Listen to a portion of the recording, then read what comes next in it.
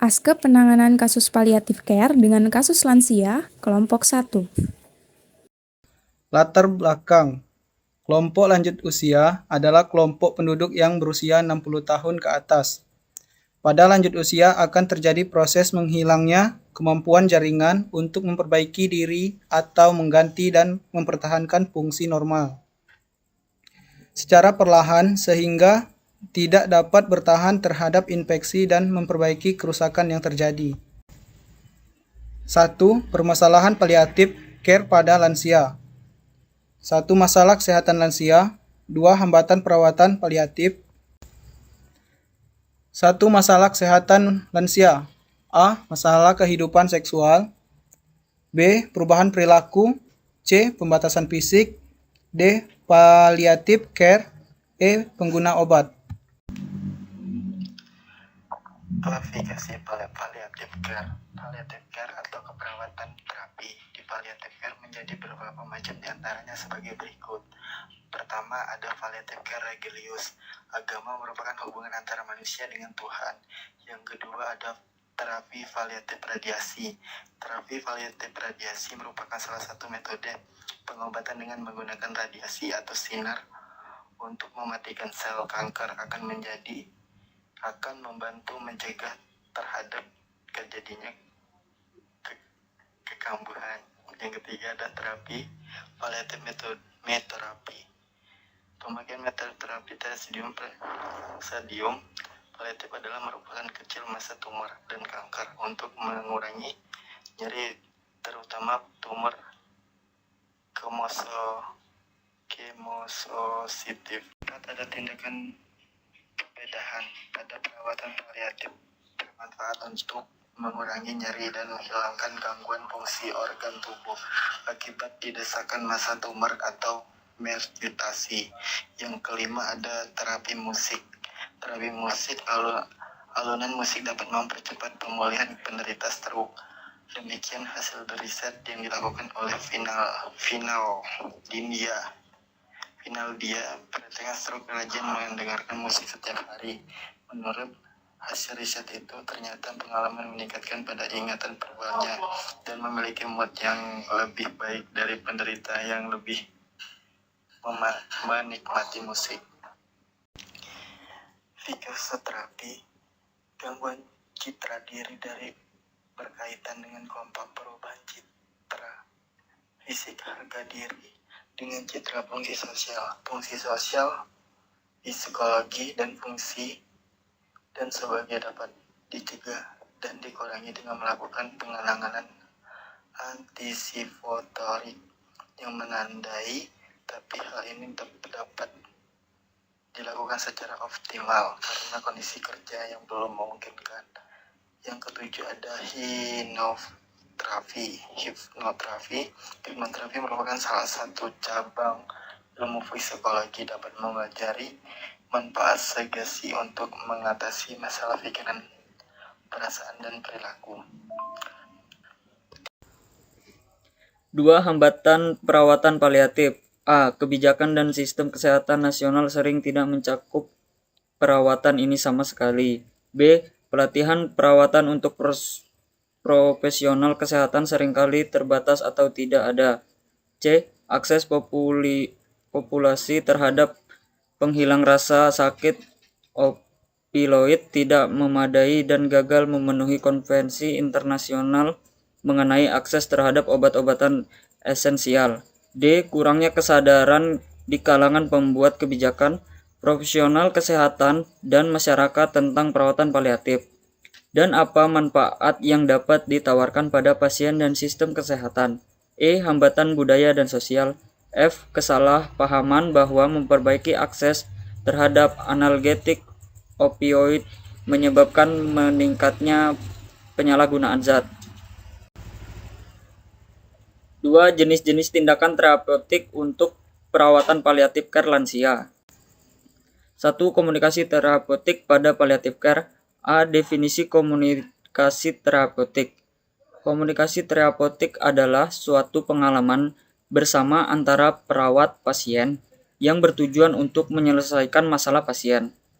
Oleh karenanya, seorang perawat harus meningkatkan pengetahuan dan kemampuan aplikatif komunikasi terapeutik agar kebutuhan dan kepuasan pasien dapat dipenuhi. B. Teknik komunikasi pada pasien dengan penyakit terminal, tahap dan denial. Pasien tidak siap menerima keadaan yang sebenarnya terjadi dan menunjukkan reaksi menolak. Pada tahap ini, kita dapat mempergunakan teknik komunikasi. 1. Listening. 1. Dengarkan apa yang diungkapkan pasien, pertahankan kontak mata dan observasi komunikasi nonverbal. 2. Beri keamanan emosional yaitu dengan memberikan sentuhan dan ciptakan suasana tenang. 2. Silent. 1. Duduk bersama pasien dan mengkomunikasikan minat perawat pada pasien secara nonverbal. 2. Menganjurkan pasien untuk tetap dalam pertahanan dengan tidak menghindar dari situasi sesungguhnya. 3. Board opening. 1. Mengkomunikasikan topik atau pikiran yang sedang dipikirkan pasien. 2. Perawat perlu waspada terhadap isyarat pasien dengan denial dengan cara menanyakan tentang kondisinya atau prognosisnya dan pasien dapat mengekspresikan perasaannya. Lanjutan. 2. Tahap anger atau kemarahan terjadi karena kondisi pasien mengancam kehidupannya dengan segala hal yang telah diperbuatnya, sehingga menggagalkan cita-citanya. Pada tahap ini, kita dapat mempergunakan teknik komunikasi listening. Yang pertama yaitu memberikan pasien untuk mengekspresikan keinginan, menggambarkan apa yang akan terjadi pada mereka. 2. Beri perhatian dan lingkungan yang nyaman dan cegah injuri. Yang ketiga, biasanya pasien akan merasa berdosa telah mengekspresikan perasaannya yang marah. Perawat perlu membantunya agar mengerti bahwa marah merupakan hal yang normal dalam merespon perasaan kehilangan menyerang kematian. Yang keempat yaitu tahap depresi atau pasien cenderung untuk tidak banyak bicara dan mungkin banyak menangis. Yang pertama, perlakuan pasien dengan sabar, penuh perhatian dan tetap realitas. Yang kedua, kaji pikiran dan perasaan serta persepsi pasien. Jika ada asal pengertian, harusnya diklarifikasi. Yang ketiga, pada fase ini perawat selalu hadir di dekatnya dan mendengarkan apa yang dikeluh kesahkan oleh pasien. Akan lebih baik jika berkomunikasi secara non-verbal, yaitu duduk dengan tenang di sampingnya dan mengamati reaksi-reaksi non-verbal dari pasien sehingga menemukan rasa aman bagi pasien. Lanjutan, tahap acceptance, atau terjadi proses penerimaan secara sadar oleh pasien dan keluarga tentang kondisi yang terjadi dan hal-hal yang akan terjadi yaitu kematian. Pertama ada informing, kedua membantu dan memberikan pendidikan kesehatan tentang aspek yang sesuai dengan kesejahteraan atau kemandirian pasien. Ketiga, broad opening, keempat komunikasikan kepada pasien tentang apa yang dipikirkannya dan harapan-harapannya. 3. Tindakan terapi medis yang diberikan pada masalah paliatif lanjut usia. Unsur terapi paliatif yang paling penting ialah penata laksanaan nyeri atau pain control, misalnya untuk pasien kanker dalam konteks kedokteran paliatif. Yang menjadi tujuan dokter dengan tindakan ini ialah menghilangkan nyeri sebagai efek baik. Pasien berpeluang meninggal merupakan efek buruk yang memang telah diketahui sebelumnya, tetapi tidak dimaksudkan secara langsung sebagai tujuan. Pasien dengan proses keganasan yang telah bermetastasis merasakan nyeri hebat. Analgetik konvensional yang diberikan tidak dapat menghilangkan nyeri lagi sehingga diperlukannya pemberian morfin dengan dosis yang makin meningkat dan makin sering. Tim medis biasanya diperhadapkan pada pemberian dosis morfin yang makin meningkat yang dapat berakibat fatal bagi pasien. Di satu sisi, pemberian morfin merupakan satu-satunya cara yang efektif pada kasus terminal ini. Pemberian morfin yang bertujuan baik untuk menghilangkan nyeri atau efek baik, tetapi bila pasien meninggal karenanya, hal itu bukan merupakan efek yang dimaksudkan. Lanjutan. 3. Tahap bargaining atau kemarahan biasanya mereda dan pasien dapat menimbulkan kesan sudah dapat menerima apa yang terjadi dengan dirinya. 1. Focusing. Yang pertama, bantu pasien mengembangkan topik atau hal yang penting. Kedua, ajarkan pasien agar dapat membuat keputusan dalam hidupnya yang bermakna. Yang kedua yaitu sharing perfection. Yang pertama, menyampaikan pengertian perawat dan mempunyai kemampuan untuk meluruskan kerancuan. Yang kedua, dengarkan pasien pada saat bercerita dalam hidupnya. Lanjut, asuhan keperawatan pada lanjut usia yang mengalami permasalahan paliatif untuk kekhususan pada pasien lanjut usia. Yang pertama, lanjut usia akan menghadapi kondisi yang mana penyakitnya tidak dapat disembuhkan.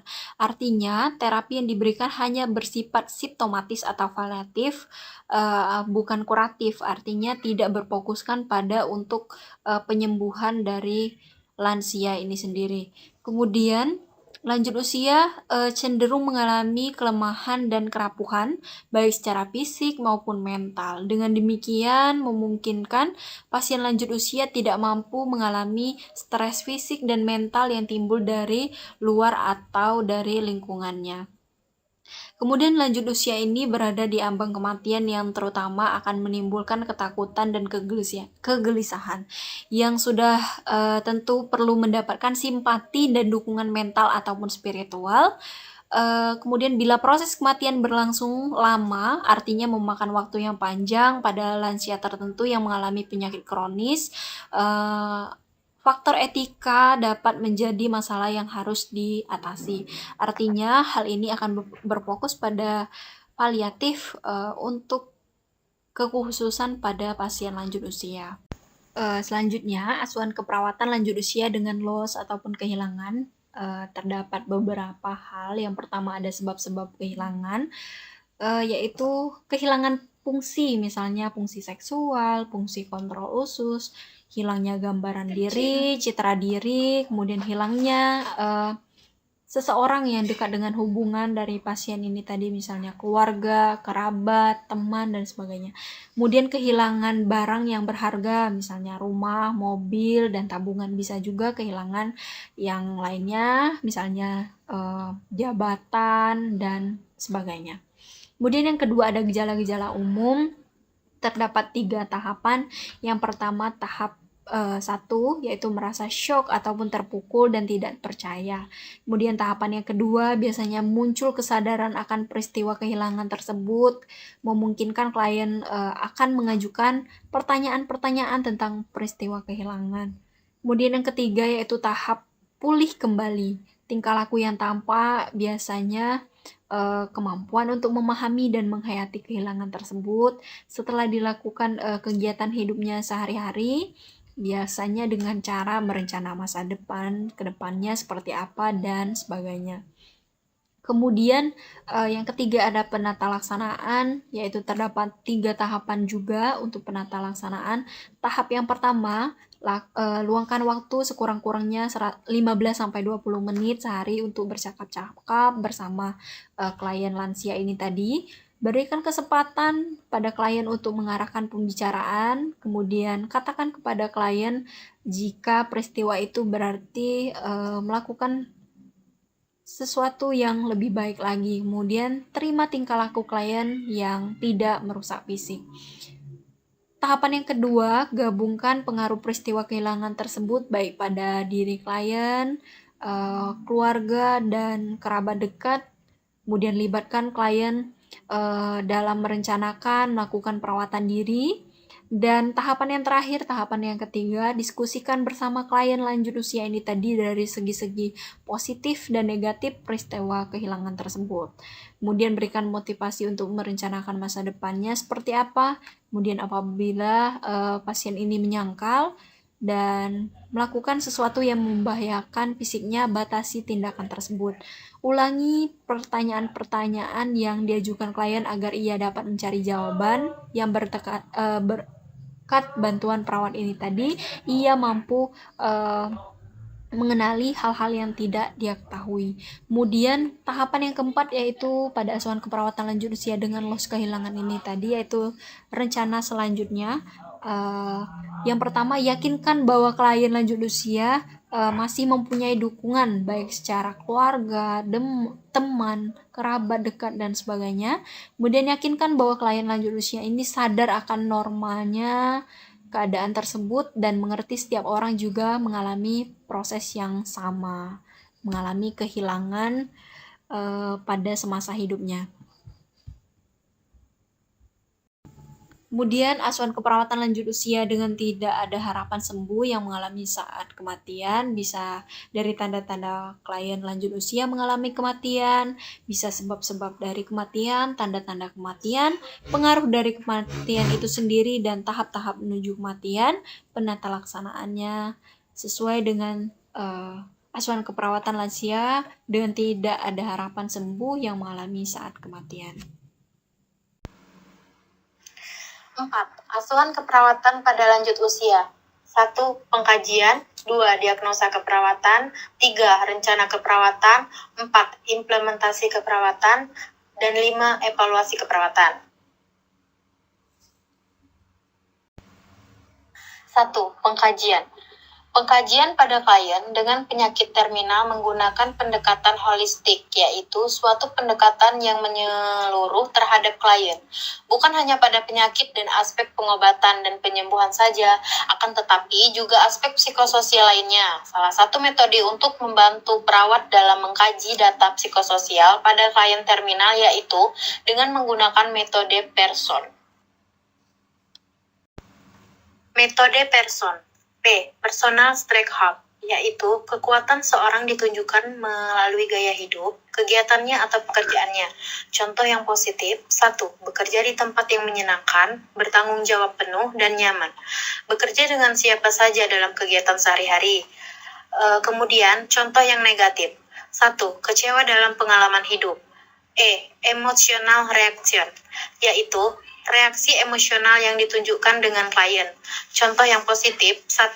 Bingung tetapi mampu memfokuskan keadaan. 2. Contoh yang negatif, 1. Tidak berespon atau menarik diri. Lanjutan, R. Respond to stress, yaitu respon klien terhadap situasi saat ini atau di masa lalu. Contoh yang positif, yang pertama memahami masalah secara langsung dan mencari informasi. Yang kedua, menggunakan perasaannya dengan sehat, misalnya latihan dan olahraga. Dan untuk contoh yang negatif, yang pertama ada menyangkal masalah, yang kedua yaitu ada pemakaian alkohol. Kemudian untuk yang S, yaitu support system, yaitu keluarga atau orang lain yang berarti, atau orang yang mendukung. Untuk contoh positifnya yaitu ada dari keluarga atau dari lembaga di masyarakat. Dan untuk contoh yang negatif yaitu yang pertama ada tidak mempunyai keluarga. Kemudian yang O, ada optimum health goal, yaitu alasan untuk menjadi lebih baik atau motivasi klien untuk menjadi lebih sehat. Untuk contoh yang positif yaitu pertama menjadi orang tua, yang kedua melihat hidup sebagai pengalaman positif, dan untuk contoh yang negatif yaitu yang pertama ada pandangan hidup sebagai masalah yang terkuat, kemudian yang kedua ada tidak mungkin mendapatkan yang terbaik.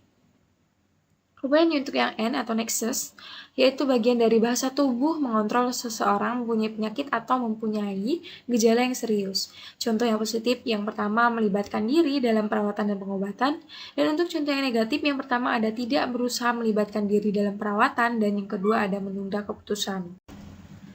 Dan untuk pengkajian yang perlu diperhatikan klien dengan penyakit terminal menggunakan pendekatan meliputi yang pertama ada faktor predisposisi. Yang pertama ada riwayat psikososial termasuk hubungan-hubungan interpersonal, penyalahgunaan zat, perawatan psikiatri sebelumnya. Dan yang kedua ada banyaknya distress yang dialami dan respon terhadap krisis. Ketiga, kemampuan coping dari klien. Kemudian ada yang keempat, social support system termasuk sumber-sumber yang ada dan dibutuhkan support tambahan. Kemudian ada yang kelima, tingkat perkembangan. Yang keenam yaitu ada fase penyakit cepat terdiagnosa, pengobatan dan pos pengobatan, yaitu saat terdiagnosa, kemudian pengobatan dan setelah pengobatan. Yang ketujuh ada identitas kepercayaan diri, pendekatan nilai-nilai dan filosofi hidup. Dan untuk kedelapan yaitu adanya reaksi sedih dan kehilangan. 9 pengetahuan klien tentang penyakit, 10 pengalaman masa lalu dengan penyakit, 11 persepsi dan wawasan hidup respon klien terhadap penyakit terminal, persepsi terhadap dirinya, sikap, keluarga, lingkungan, tersedianya fasilitas kesehatan, dan beratnya perjalanan penyakit. Yang ke-12 ada kapasitas individu untuk membuat psikososial kembali dalam penderitaan. Faktor sosiokultural, klien mengekspresikan sesuai dengan tahap perkembangan pola kultur atau latar belakang budaya terhadap kesehatan, penyakit, penderitaan, dan kematian yang dikomunikasikan baik secara verbal maupun verbal. 1. Faktor presipitasi. Faktor-faktor yang mempengaruhi terjadinya reaksi klien terminal yaitu 1. Prognesa akhir penyakit yang menyebabkan kematian. 2. Faktor transisi dan arti kehidupan menuju kematian. 3. Support dan keluarga orang terdekat. 4. Hilangnya harga diri karena kebutuhan tidak terpenuhi sehingga klien menarik diri, cepat tersinggung, dan tidak ada semangat hidup. 4. Faktor perilaku. 1. Respon terhadap klien. Bila klien terdiagnosa penyakit terminal, maka klien akan mengalami krisis dan keadaan ini mengakibatkan keadaan mental klien tersinggung sehingga secara langsung dapat mengganggu fungsi fisik atau penurunan daya tahan tubuh. 2. Respon terhadap diagnosa. Biasanya terjadi pada klien yang terdiagnosa penyakit terminal adalah syok atau tidak percaya perubahan konsep diri klien terancam. Ekspresi klien dapat berubah, emosi kesedihan dan kemarahan. 3. Isolasi sosial. Pada klien terminal merupakan pengalaman yang sering dialami. Klien kehilangan kontak dengan orang lain dan tidak tahu dengan pasti bagaimana pendapat orang terhadap dirinya. 5. Mekanisme coping. 1. Daniel adalah mekanisme coping yang berhubungan dengan penyakit fisik yang berfungsi pelindung klien untuk memahami penyakit secara bertahap. 2. Regresi. Mekanisme klien untuk menerima ketergantungan terhadap fungsi peran. Mekanisme ini juga dapat memecahkan masalah pada peran sakit klien dalam masa penyembuhan. 3. Kompensasi. Suatu tindakan di mana klien tidak mampu mengatasi keterbatasannya karena penyakit yang dialami. Selain dari faktor-faktor yang mempengaruhi di atas, yang perlu dikaji saat pengkajian pada klien terminal singkat, kesadaran. Asuhan keperawatan. 1. Pengkajian. B. Perasaan takut. Kebanyakan pasien merasakan takut terhadap rasa nyeri yang tidak terkendalikan yang begitu sering diasosiasikan dengan keadaan sakit terminal, terutama apabila keadaan itu disebabkan oleh penyakit yang ganas. Perawat harus menggunakan pertimbangan yang sehat apabila sedang merawat orang sakit terminal. Perawat harus mengendalikan rasa nyeri pasien dengan cara yang tepat. A. Emosional. Emosional pasien yang muncul pada tahap menjelang kematian mudah marah. B. Tanda vital. Perubahan fungsi tubuh seringkali tercermin pada suhu badan, denyut nadi, pernapasan, dan tekanan darah. Mekanisme fisiologis yang mengaturnya berkaitan satu sama lain. C. Kesadaran. Kesadaran yang sehat dan adekuat dikenal sebagai awas waspada yang merupakan ekspresi tentang apa yang dilihat, didengar, dialami, dan perasaan keseimbangan. Nyeri, suhu, raba, getar, gerak tekan, dan sikap bersifat adekuat.